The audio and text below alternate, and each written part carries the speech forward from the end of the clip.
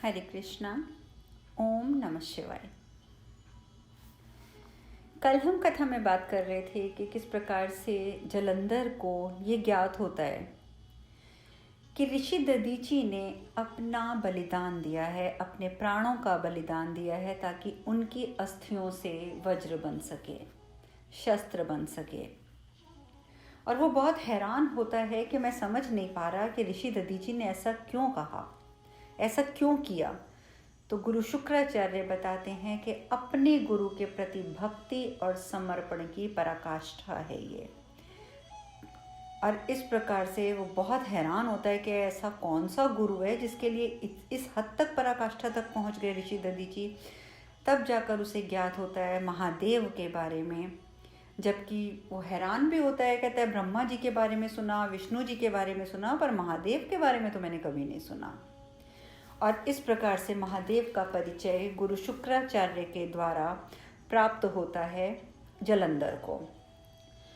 उधर भगवान शिव वो यही कहते हैं कि अब पार्वती तुम्हारे अगले चरण में जाने का समय आ गया है, तुम्हारा तीसरा चरण भी लगभग पूर्ण हो गया है और अब तुम्हें अपने पिता के घर की ओर जाना पड़ेगा। वो मन ही मन में सोच रहे हैं और स्वरक्षा को भी बताएंगे वो बुलाकर। उधर दूसरी ओर जलंधर जब महादेव के बारे में सुनता है तो उसके मन में यही विचार आता है कि ब्रह्मा और विष्णु को तो मैं सोच ही रहा था कि पराजित करूंगा, परंतु यदि मैं साथ ही साथ महादेव को भी पराजित कर देता हूँ तो कितना अच्छा होगा ना। फिर तो सारी सृष्टि पर, तीनों लोकों पर सिर्फ और सिर्फ असुरों का राज्य हो जाएगा। और वो अपने मन ही मन में ये बात बिठा लेता है कि उसने त्रिदेवों को पराजित करना है।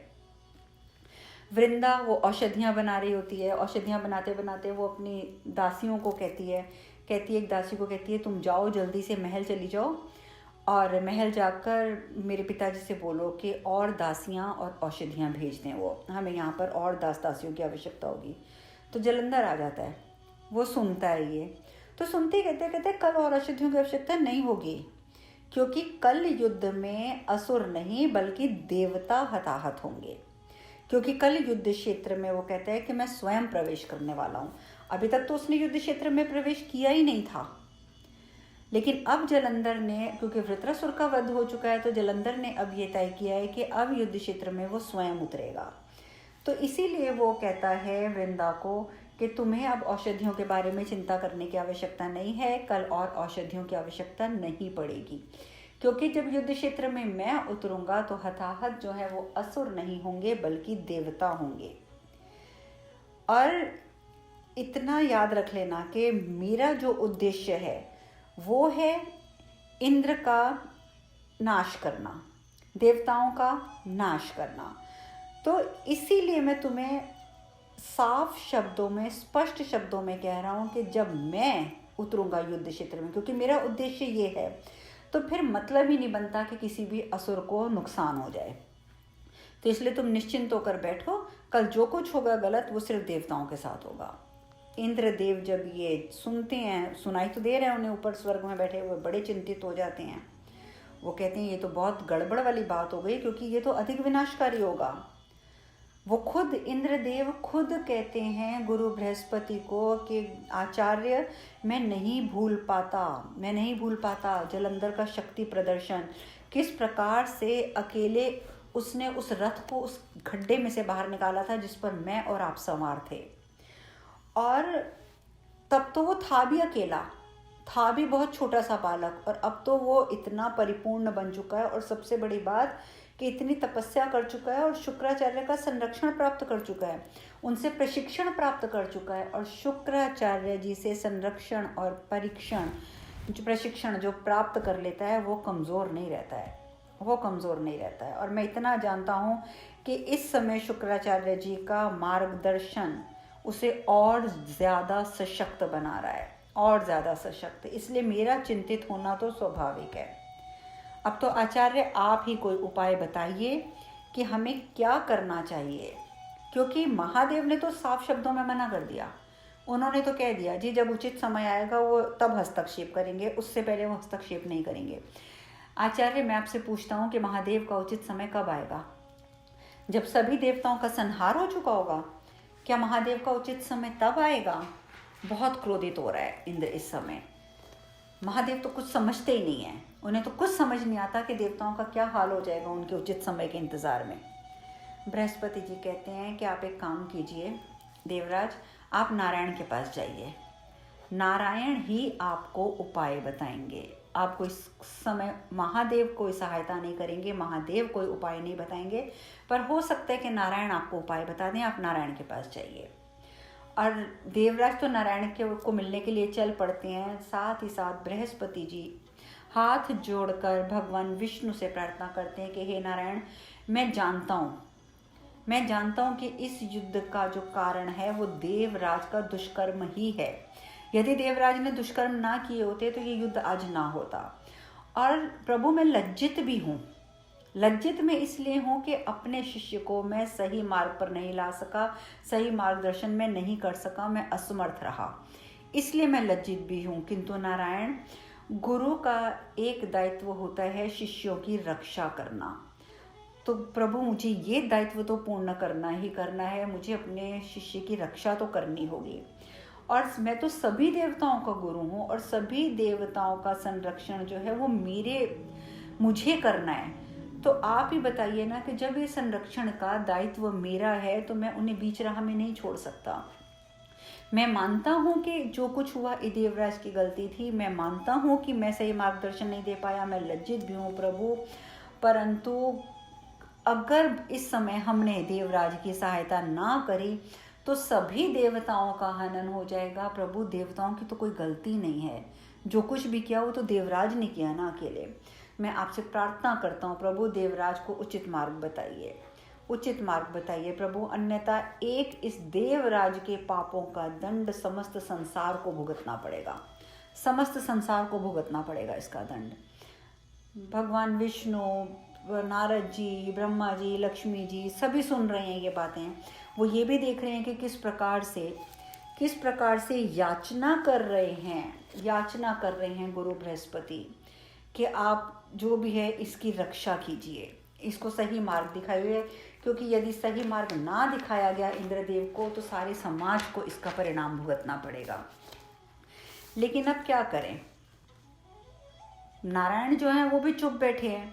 अब देवराज जो होते हैं वो वैकुंठ लोक पहुंच जाते हैं। तो जैसे वो वैकुंठ लोक में पहुंचते हैं तो सबसे पहले तो नारद मुनि कहते हैं, आइए आइए देवराज आइए, आपका और वृत्रासुर का युद्ध मैंने देखा, बड़ा अद्भुत युद्ध था, बड़ा ही अद्भुत युद्ध था देवराज, क्या वीरता दिखाई है आपने। अरे देव सैनिक जो है ना, जो आपके सैनिक थे, आपकी सेना, वो तो आपकी वीरता देखकर गौरवान्वित हो रही है ना, सही पूछ रहा हूँ ना मैं। वो तो ताना दे के बात करते हैं नारद मुनि। और साथ ही कहते हैं आपको पता भी है देवराज, सारे संसार में आपकी चर्चा हो रही है, बधाई हो देवराज, आपको बधाई हो, बहुत चर्चा हो रही है आपके शौर्य की। इंद्रदेव इस समय इतनी मुसीबत में है कि वो कुछ जवाब नहीं देते नारद मुनि को, जबकि उन्हें तो आदत है देवराज को कि नारद मुनि की कटाक्ष भरी बातें सुनकर भी वो जवाब ज़रूर देते हैं। वो सिर्फ इतना कहते हैं कि देखिए मुनिराज, मैं नारायण से अति आवश्यक चर्चा करने आया हूँ। नारद मुनि चुप हो जाते हैं। तो विष्णु भगवान कहते हैं ठीक है, कहिए देवराज, आप क्या कहने आए हैं। तो इंद्रदेव कहते हैं कि प्रभु, महादेव ने तो घोषणा कर ही दी है कि वो युद्ध क्षेत्र में अभी नहीं उतरेंगे, उचित समय पर उतरेंगे, किंतु सभी जानते हैं, आप भी जानते हो कि जलंधर को यदि अभी ना रोका गया तो हमें भारी क्षति सहनी पड़ेगी, भारी क्षति। और सिर्फ मुझे नहीं, समस्त स्वर्ग के देवताओं को और तो और आम मनुष्यों को भी बाद में इसका भुगतान करना पड़ेगा। प्रभु, मैं तो आपसे सिर्फ हाथ जोड़कर ये विनती करने आया हूँ कि आप ही कुछ कीजिए, क्योंकि अब तो आप ही कुछ कर सकते हैं और कोई नहीं। तो विष्णु भगवान कहते हैं मैं क्या कर सकता हूँ देवराज, आपके कर्मों का फल है जो हमारे सामने आ रहा है, आपके पाप हैं जो हमारे सामने आ रहे हैं, तो अब आप बताइए ना मैं क्या कर सकता हूँ इसमें। तो इंद्रदेव कहते हैं कि प्रभु, जलंधर जो है वो शिवांश है, ठीक है, मैं मानता हूँ इस बात को, परंतु आप भी तो सुदर्शन चक्रधारी हैं, आप उसका वध कर दीजिए प्रभु, आप अपना सुदर्शन चक्र उठाइए और अपने सुदर्शन चक्र से आप उसका वध कर दीजिए। सीधी सी बात है, आप इतना सोच क्यों रही हैं, आपके लिए कोई मुश्किल कार्य थोड़ी है। क्षमा करें प्रभु। पर वो देखते हैं, अब इंद्रदेव को ये भी लगता है कि मैं गलत बोल रहा हूँ, कुछ ज़्यादा ही बोल रहा हूँ, तो तुरंत बोल पड़ते हैं, क्षमा करें प्रभु, मैं जानता हूँ कि आज जो कुछ हो रहा है, जो कुछ सामने आया है, वो मेरे कर्मों का है, मेरे कर्मों का लेखा जोखा है, मेरे कर्मों की वजह से, मेरे दुष्कर्मों की वजह से सामने आया है। परंतु प्रभु अब देखिए, जो कुछ हो चुका है वो तो हो चुका है, अब उसको बदला तो नहीं जा सकता ना, मैं तो चाहकर भी उसे परिवर्तित नहीं कर सकता। तो फिर देवताओं की सुरक्षा का दायित्व तो आपका है ना प्रभु। तो मैं इसीलिए आपसे प्रार्थना करता हूँ कि आप अपने कर्तव्य का निर्वाह करें प्रभु। अब तो देवताओं की विजय सिर्फ आप पर निर्भर करती है। यदि आप अपने सुदर्शन चक्र का इस्तेमाल करते हैं तभी हमारी विजय हो सकती है, अन्यथा हमें कोई नहीं बचा सकता। इसीलिए मैं आपसे प्रार्थना कर रहा हूँ कि आप अपना सुदर्शन चक्र उठाइए और आप जलंधर का वध कीजिए। इस प्रकार की बातें सुनते ही माता लक्ष्मी बोल पड़ती है, नहीं, बिल्कुल नहीं, क्योंकि मैं ऐसा नहीं होने दूंगी, मैं नहीं होने दूंगी ऐसा। जलंधर को मेरे पिता समुद्रदेव ने धारण किया था। जलंधर शिवांश है और उस शिवांश को मेरे पिता ने धारण किया था, इसीलिए जलंधर मेरा भाई है स्वामी। आप उस पर सुदर्शन चक्र नहीं छोड़ सकते। जलंधर मेरा भाई भी लगता है, आप उस पर सुदर्शन चक्र नहीं छोड़ सकते। और इस युद्ध में देवता जो भी भुगत रहे हैं उसका दोषी जलंधर नहीं है, अपितु उस पर किया गया वो अत्याचार है जो देवताओं ने किया है। जिस क्रूरता से देवराज आपने उसकी माता की हत्या करी, ये युद्ध उसका प्रतिशोध है, सिर्फ उसका प्रतिशोध है।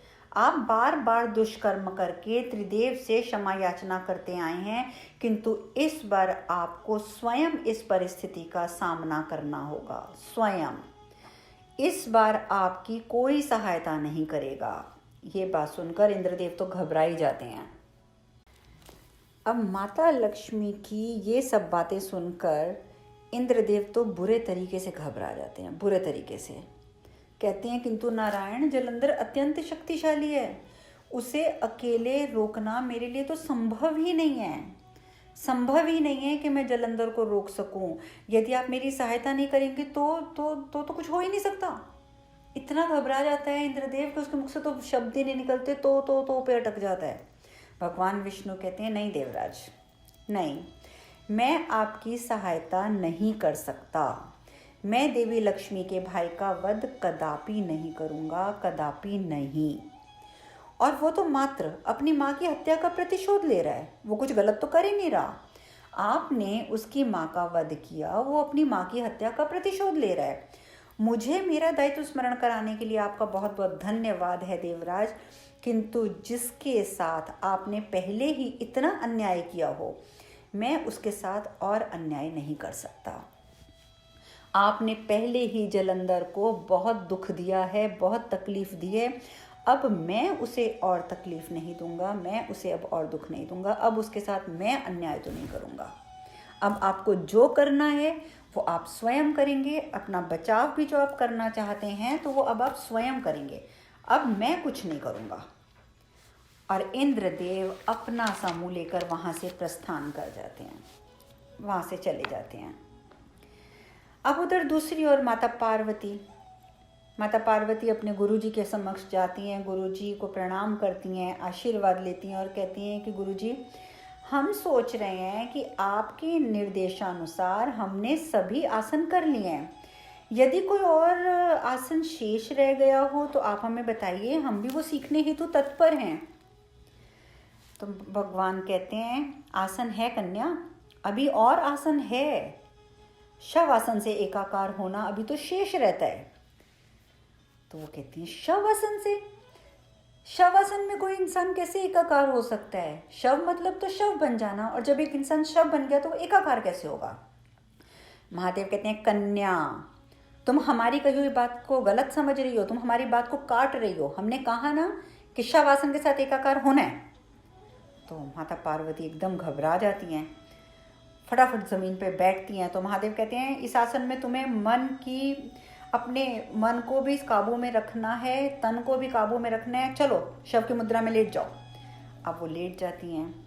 जब वो लेटती हैं तो महादेव कहते हैं देखो कन्या, इस आसन में तुम्हें कुछ ऐसा मिलेगा जिसे तुम ढूंढ रही हो।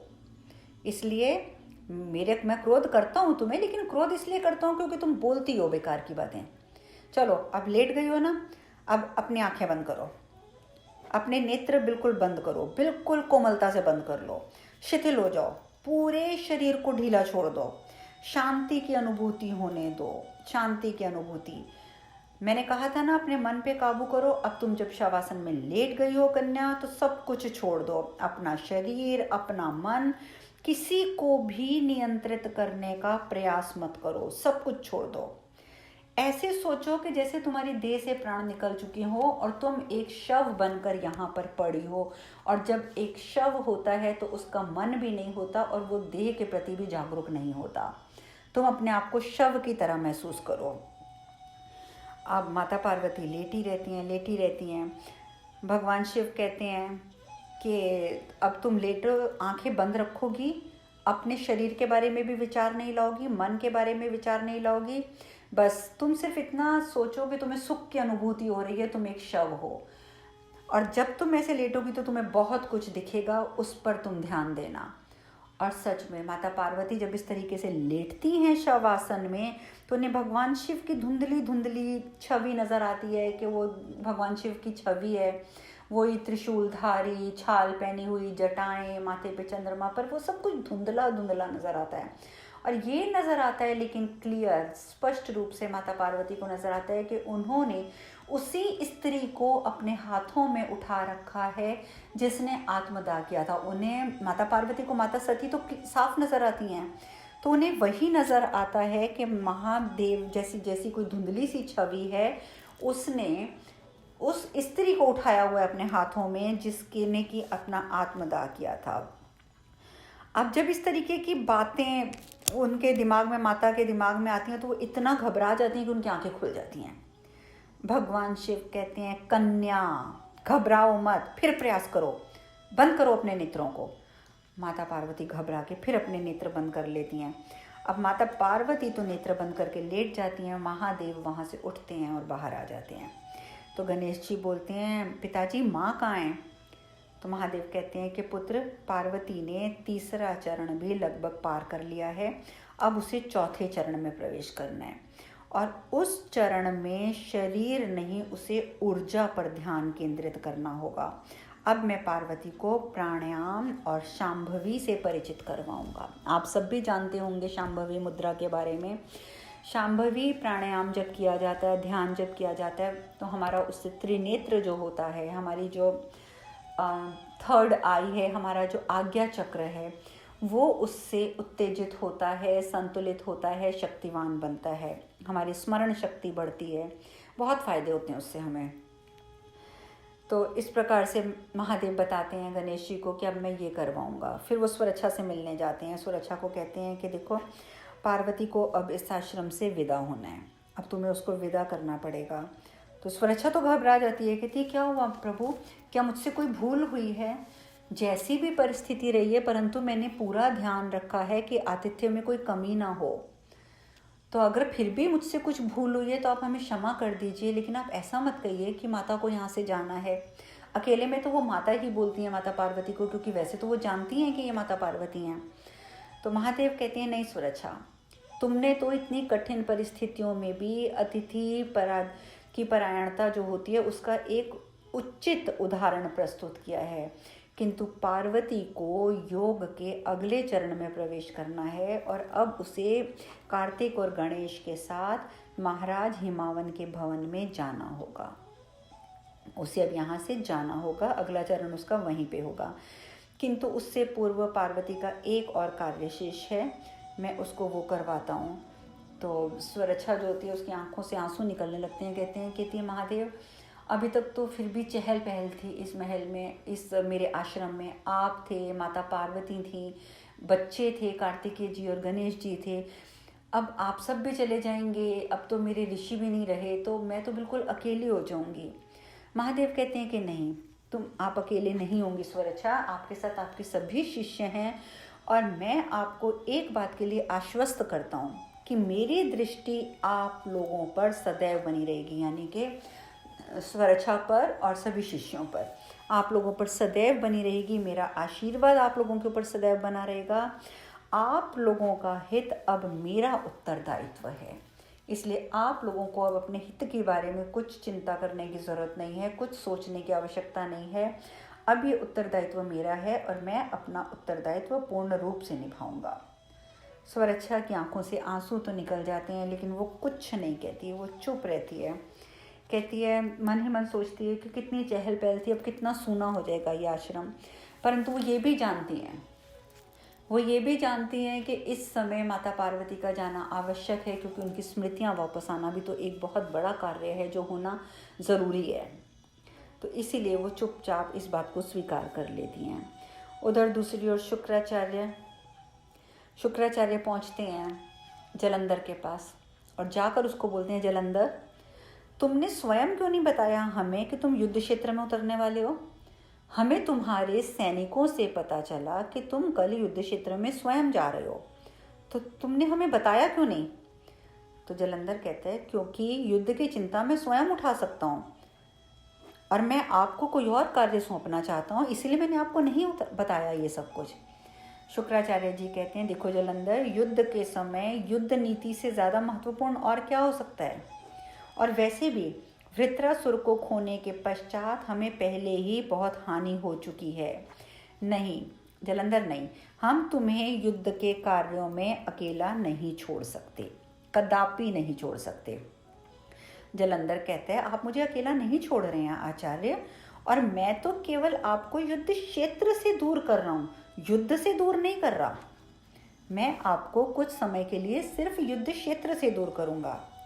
देखिए आचार्य, आप जानते हैं कि देवता अभी तक सदैव असुरों को पराजित करते आए हैं, और उसका सीधा सा कारण क्या है आप जानते हैं? सीधा सा कारण है कि देवताओं के पास असुरों से संबंधित सारी जानकारी होना।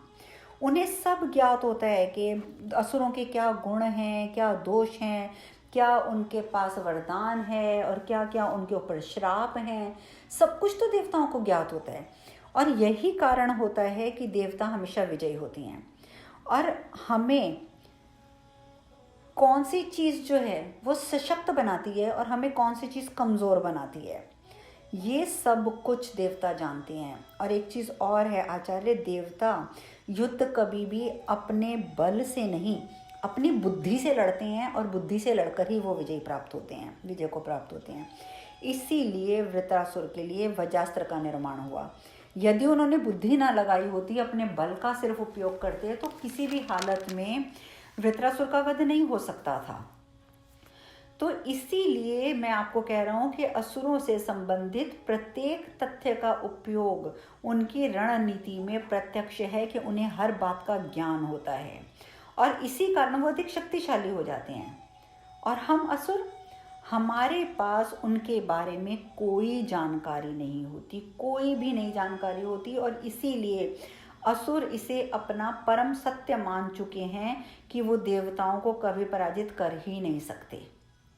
और असुरों की इस मनस्थिति को आपको परिवर्तित करना होगा, और ये कार्य केवल आप कर सकते हैं। तो शुक्राचार्य बोलते हैं, पर इसमें हम क्या कर सकते हैं, हमें क्या करना होगा? तुम बताओ जलंधर, हमें क्या करना होगा? जलंधर कहता है, देखिए आचार्य, आप कुछ ऐसा कीजिए कि जिसकी अपेक्षा देवताओं ने, असुरों ने कभी भी ना करी हो। आप कुछ ऐसा कार्य करिए कि जिसके बारे में कभी किसी ने कुछ सोचा ही ना हो, तभी हमें वो कुछ करने का फ़ायदा होगा, तभी।